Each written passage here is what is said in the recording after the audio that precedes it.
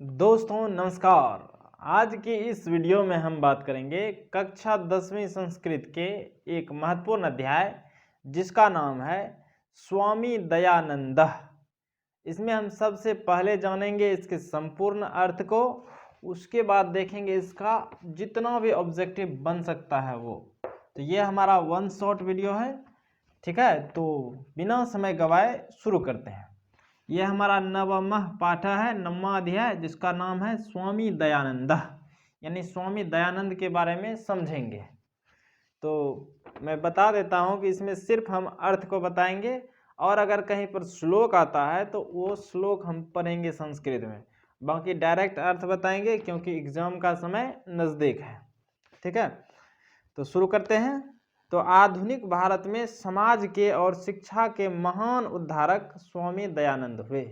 ये आधुनिक भारत यानी वर्तमान भारत में जो है समाज के और शिक्षा के महान उद्धारक कौन हुए? स्वामी दयानंद। आर्य समाज नामक संस्था के स्थापना में इनका महत्वपूर्ण योगदान भारतीय समाज ग्रहण करता है। आर्य समाज नामक जो संस्था है इसके स्थापना में इनका बहुत ही महत्वपूर्ण योगदान भारतीय समाज ग्रहण करता है, क्योंकि आर्य समाज की स्थापना इन्होंने ही की थी।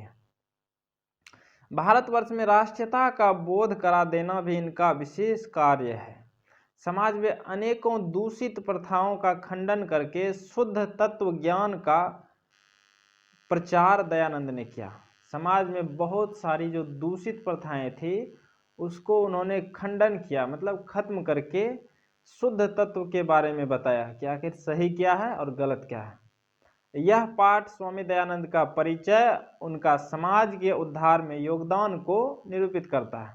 इस पाठ में हम उनके छोटे से परिचय, थोड़ा सा परिचय जानेंगे और उनका समाज के उद्धार में क्या योगदान है उसको भी थोड़ा सा समझेंगे।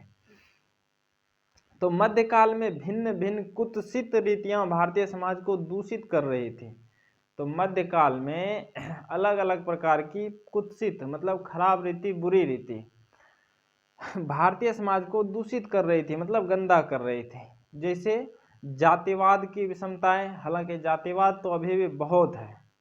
जातिवाद की विषमताएं हो गया, छुआछूत हो गया, धर्म के कार्यों में आडंबर, स्त्रियों में अशिक्षा, विधवाओं की खराब स्थिति, शिक्षा की और अव्यापकता इत्यादि दोष प्राचीन समाज में थे। ये सब भयंकर सब दोष थे। क्या था? जातिवाद की विषमताएं, छुआछूत हो गया, धर्म के कार्य में आडंबर होता था, उसके बाद स्त्रियों में अशिक्षा जो था वह भी हो गया, विधवाओं की खराब स्थिति। उस समय में ऐसा होता था कि विधवा मान लीजिए किसी स्त्री का अगर पति मर गया है तो उसको भी उसी के साथ दफना दिया जाता था। तो यह एक बहुत ही कुत्सित रीति है, खराब रीति है। इसीलिए अनेक दलित हिंदू समाज का तिरस्कार करके धर्मांतरण स्वीकार किए। इतना सारा जब कुत्सित रीति रहेगा, बुरी प्रथा रहेगा, तो स्वाभाविक सा बात है कि समाज का जो है अपने धर्म का त्याग कर देगा। तो अनेक दलित जो है हिंदू समाज को छोड़ करके धर्मांतरण कर लिए, दूसरे धर्म को स्वीकार कर लिए। ऐसे विषम काल में 1900 ईस्वी में कोई धर्म का उद्धार करने वाला, सत्य का खोज करने वाला, समाज के विषमता यानी बुराइयों का निवारण करने वाला भारतवर्ष में उत्पन्न हुआ। उनमें निश्चय ही स्वामी दयानंद के विचारों की व्यापकता और समाज उद्धार का संकल्प शिखर स्थानीय है, ठीक है। अब यहाँ से शुरू करते हैं। स्वामी दयानंद का जन्म जो है गुजरात प्रदेश के टंकारा नामक ग्राम में 1824 में हुआ था। यहाँ से ऑब्जेक्टिव आता है कि स्वामी दयानंद का जन्म कहाँ हुआ था? तो गुजरात प्रदेश के टंकारा नामक ग्राम में। कहाँ में? टंकारा नामक ग्राम में। कब हुआ था? तो 1824 में। बालक का नाम मूल शंकर था, ठीक है। स्वामी दयानंद के बचपन का नाम मूल शंकर। ये ऑब्जेक्टिव में भी काफी पूछा जाता है कि स्वामी दयानंद के बचपन का नाम था तो मूल शंकर। संस्कृत शिक्षा से ही इनका अध्ययन आरंभ हुआ। इनकी जो पढ़ाई शुरू हुई संस्कृत शिक्षा से, ठीक है। हम लोग को तो लकार भी समझ में नहीं आता है ना। तो संस्कृत शिक्षा से ही इनका आरंभ हुआ। इसके पीछे कारण है, कारण यह है कि कर्मकांडी परिवार में उस समय ऐसी व्यवस्था थी कि जो कर्मकांडी परिवार, मतलब ये कर्मकांडी परिवार से ताल्लुक रखते थे। किस परिवार से? तो कर्मकांडी परिवार। कर्मकांडी परिवार यानी कि ब्राह्मण का जो परिवार होता है उसी को कहते हैं कर्मकांडी। तो कर्मकांडी परिवार में उस समय ऐसी ही व्यवस्था थी कि बच्चे बच्चे को संस्कृत ही पढ़ाया जाता था। तो शिव के उपासक इस परिवार में मूल शंकर द्वारा किया गया शिवरात्रि महापर्व उद्बोधक सिद्ध हुआ। शिव के उपासक इस परिवार में जो है मूल शंकर द्वारा किया गया शिवरात्रि महापर्व उद्बोधक सिद्ध हुआ। कैसे हुआ देखिए, रात्रि जागरण में मूल शंकर के द्वारा देखा गया कि शंकर जी के ऊपर जो प्रसाद चढ़ा हुआ है उस प्रसाद को चूहे खा रहे हैं। ठीक है, क्योंकि रात्रि जागरण होता है महाशिवरात्रि में तो महाशिवरात्रि में मूल शंकर के द्वारा देखा गया रात्रि जागरण में कि शंकर जी के ऊपर जो प्रसाद चढ़ा हुआ है उसको चूहे खा रहे हैं। तो मूल शंकर ने यह सोचा कि जो अपनी प्रसाद की रखवाली नहीं कर सकते हैं वह हमारी क्या रक्षा करेंगे। ठीक है, सोचने वाला बात है कि जो अपनी प्रसाद की रखवाली खुद नहीं कर सकते वो हमारी रखवाली क्या करेंगे। ऐसा सोचे किनका था? स्वामी दयानंद का यानी मूल शंकर का। वस्तुतः देवता प्रतिमा में नहीं है, वह तुरंत सोच लिया देवता जो है इस मूरत में, इस पत्थर की मूरत में नहीं है। ठीक है, वस्तुतः देवता प्रतिमा में नहीं है। उस रात्रि जागरण को छोड़कर मूल शंकर घर चले गए। इसके बाद ही मूल शंकर का मूर्ति पूजा के प्रति अनास्था उत्पन्न हो गई। इसके बाद जो है मूल शंकर मूर्ति पूजा में विश्वास नहीं करने लगे, अनास्था हो गया। 2 वर्ष बाद ही उनकी प्रिय बहन का निधन हो गया। 2 वर्ष के बाद जो है उनकी प्रिय बहन का निधन हो गया। इसके बाद मूल शंकर में वैराग्य की भावना जाग गई। जब देखा कि ये सब संसार जो है मोह माया है, जो आता है उसको जाना निश्चित है, ये सब सोच करके जो है मूल शंकर में वैराग्य का भावना जग गया। ठीक है, तो वह क्या किए, वैराग्य को धारण कर लिए, यानी घर को छोड़कर भिन्न भिन्न विद्वानों के अन्य साधुओं की संगति करते हुए घूमते हुए मथुरा में प्रज्ञा चक्षु विद्वान विरजानंद के पास चले गए। घूमते घूमते एकदम अलग अलग साधु महात्मा के पास घूमते घूमते वह मथुरा में जाकर के मिले एक प्रज्ञा चक्षु विरजानंद से। किससे? प्रज्ञा चक्षु। प्रज्ञा चक्षु का मतलब वह होता है कि जो आंख बंद करके भी सब कुछ देख ले, उसको कहते हैं प्रज्ञा चक्षु। उसी के पास चले गए और वहीं पर उन्होंने आर्य ग्रंथों का अध्ययन प्रारंभ किया। विरजानंद के उपदेश से और वैदिक धर्म के प्रचार में और सत्य के प्रसार में अपना जीवन समर्पित कर दिए। तो ये भी ऑब्जेक्टिव में आता है कि स्वामी दयानंद के गुरु का क्या नाम था? तो विरजानंद। क्या होगा? विरजानंद क्योंकि उसी के उपदेश से सब काम कर रहे थे। तो विरजानंद के उपदेश से और वैदिक धर्म के प्रचार में और सत्य के प्रसार में अपना जीवन समर्पित कर दिए।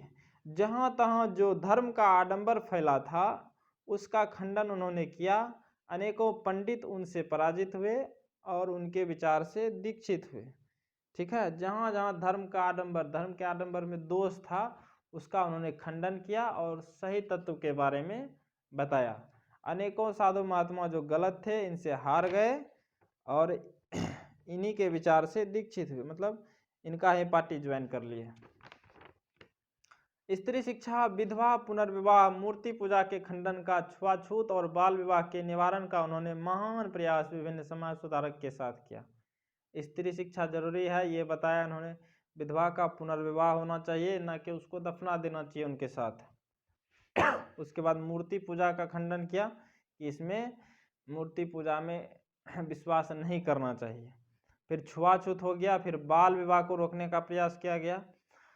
और ये सब प्रयास जो है उन्होंने महान उद्धारक और अलग अलग समाज सुधारक के साथ मिल करके किया, क्योंकि अकेले तो इतना काम हो नहीं सकता है। लेकिन इन्होंने मुख्य योगदान अपना दिया इन सब कार्यों में। तो अपने सिद्धांतों के संकलन के लिए सत्यार्थ प्रकाश नाम के ग्रंथ को राष्ट्रभाषा में रच करके अपने अनुयायियों के लिए महान काम किए। तो अपने सिद्धांत को एक संकलन में, एक पुस्तक में रखा गया है जिसका नाम है सत्यार्थ प्रकाश। ठीक है, उस ग्रंथ को राष्ट्रभाषा यानी हिंदी में रच करके अपने अनुयायियों के लिए यह महान काम किए। कुछ वेदों के प्रति सभी धर्म के अनुयायियों का ध्यान आकर्षण करने के लिए स्वयं ही उन्होंने वेद का भाष्य संस्कृत हिंदी भाषा में रचना किया। ठीक है, कुछ वेदों का भी रचना किया संस्कृत हिंदी भाषा में, क्योंकि वेद तो संस्कृत भाषा में था तो इसको थोड़ा सा हिंदी में बदल करके इन्होंने रचना कर दिया, जिससे पढ़ने में आसानी हो जाएगी सबको, लेकिन कुछ ही वेदों को। फिर आगे है हमारा कि प्राचीन शिक्षा में दोषों को दिखाकर नवीन शिक्षा पद्धति को अपनाने पर बल दिए। पुराना शिक्षा पद्धति जो था उसमें बोला कि ये गड़बड़ है, ये गड़बड़ है, इसको हटा करके फिर नया जो बढ़िया शिक्षा पद्धति है उसको चालू किए। अपने सिद्धांतों के कार्यान्वयन के लिए 1875 ईस्वी वर्ष में मुंबई नगर में आर्य समाज नामक संस्था की स्थापना करके अनुयायियों के लिए मूर्त रूप में समाज के संशोधन का उद्देश्य प्रकट किए। ठीक है, अपने सिद्धांतों के कार्यान्वयन के लिए 1875 में इन्होंने आर्य समाज नामक संस्था का स्थापना किया। ठीक है, उसके बाद है आजकल आर्य समाज की शाखा और उनकी प्राशाखाएं देश और विदेश के प्रायः प्रत्येक नगर में है। ठीक है, आर्य समाज की शाखा यानी ब्रांच और उसकी जो प्राशाखाएं हैं वो देश और विदेश के सभी जगह, सभी मेन जगह पर है। शाखा और प्रशाखा का मतलब जैसे मान लीजिए स्टेट बैंक का कोई एक ब्रांच है, मान लीजिए हमारे एरिया का अकबरपुर का है तो वहाँ पर इसका ब्रांच हो गया। अब उसका भी एक छोटा और ब्रांच है जिसको सीएसपी कहते हैं, वो जो है प्रशाखा हुआ, सीएसपी से बड़ा ब्रांच हो गया, उससे बड़ा हेड ब्रांच होता है। इस तरह से तो आजकल आर्य समाज की शाखा और उनकी प्रशाखाएं देश और विदेश के प्रायः प्रत्येक नगर में हैं। हर जगह समाज की गंदगी और शिक्षा के मलिनता का शोध कर रहे हैं। शिक्षा पद्धति में गुरुकुल डीएवी, ठीक है, डीएवी का अर्थ होता है दयानंद एंग्लो वैदिक विद्यालयों का समूह स्वामी दयानंद की मृत्यु के बाद अनुयायियों ने प्रारंभ किया। जब इनकी मृत्यु हो गई यानी कि कब, 1883 ईस्वी में, इसके बाद उनके अनुयायियों ने, उनके चाहने वालों ने एक डीएवी स्कूल को प्रारंभ किया, दयानंद एंग्लो वैदिक, जिसमें इसी से संबंधित पाठ पढ़ाया जाता था। और वर्तमान शिक्षा पद्धति में समाज के प्रवर्तन में दयानंद जी का और आर्य समाज का योगदान सदा स्मरणीय है। ठीक है, बहुत ही बढ़िया बढ़िया काम करके गए हैं स्वामी दयानंद सरस्वती। तो ये हमारा संपूर्ण अर्थ था। अब देखते हैं इसके ऑब्जेक्टिव प्रश्नों को। तो हमारा पहला ऑब्जेक्टिव है कि गुजरात प्रदेश स्थित टंकारा ग्राम किसका जन्म स्थल है? तो बताए थे स्वामी विवेकानंद का, तो ऑप्शन ए। प्रश्न संख्या 2 कहता है स्वामी दयानंद के गुरु कौन थे? तो कौन उपदेश दिए थे? महानंद नहीं, कबीरदास नहीं, शंकर नहीं, विरजानंद। कौन थे? विरजानंद। स्वामी दयानंद के गुरु थे विरजानंद, ऑप्शन सी। प्रश्न संख्या अगला तीसरा कहता है कि स्वामी दयानंद किस शताब्दी में जन्म लिए थे? तो 19वीं शताब्दी में। किस शताब्दी में? 19वीं में। यहाँ पर दिया गया है, डेट देख लेते हैं। 1824 ईस्वी में हुआ था, जो कि 19वीं शताब्दी हुआ। चौथा सवाल, स्वामी दयानंद की शिक्षा किस भाषा से प्रारंभ हुई?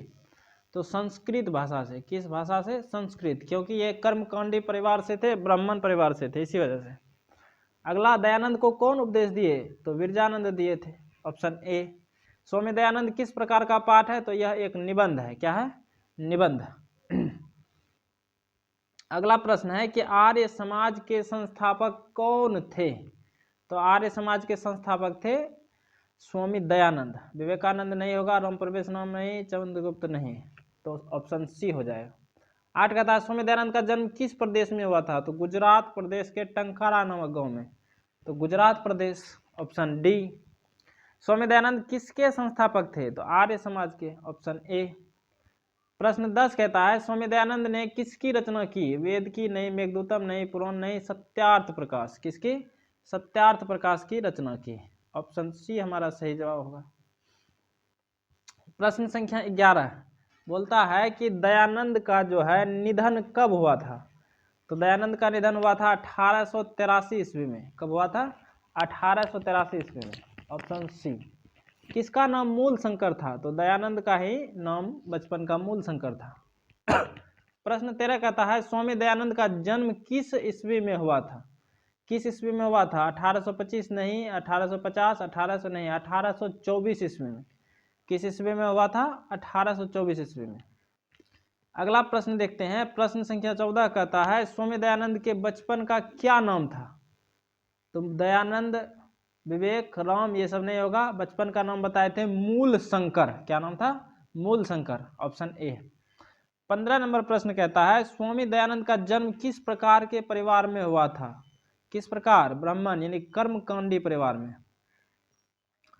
प्रश्न संख्या 16 कहता है दयानंद का परिवार किसका उपासक था? तो शिव का उपासक। किसका उपासक? शिव का। ऑप्शन सी।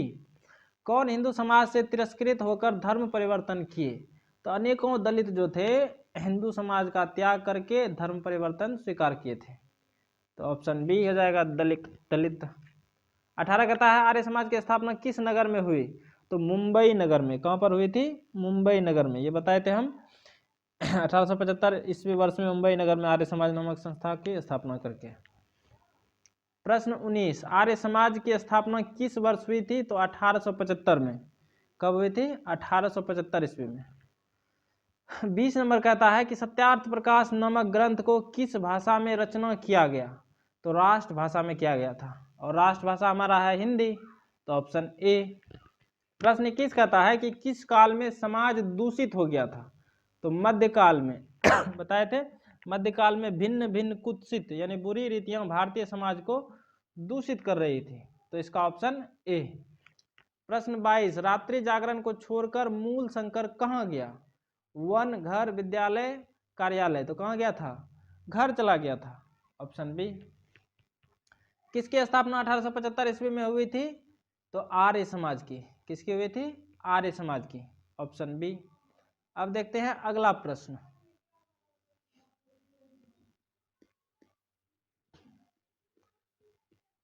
प्रश्न संख्या 24 कहता है किसका प्रचार दयानंद ने किया?